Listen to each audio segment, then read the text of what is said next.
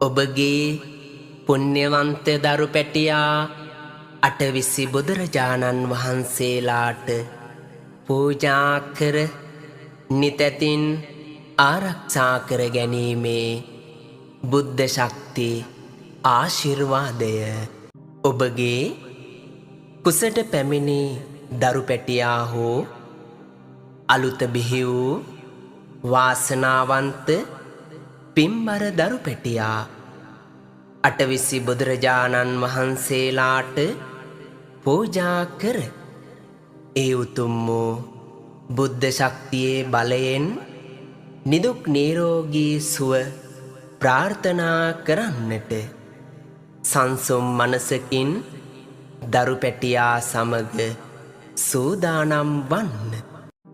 නමෝ තස්ස භගවතෝ අරහතෝ සම්මා සම්බුද්දස්ස.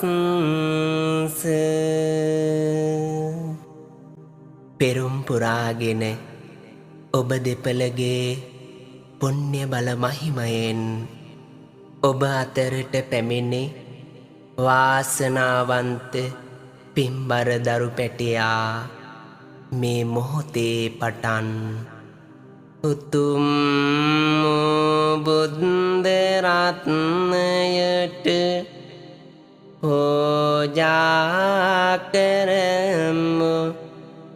පූජා වේවා උතුම් ධම්ම රත්නයට පූජා කරමු. පූජා වේවා උතුම් සංඝ රත්නයට පූජා කරමු. පූජා වේවා.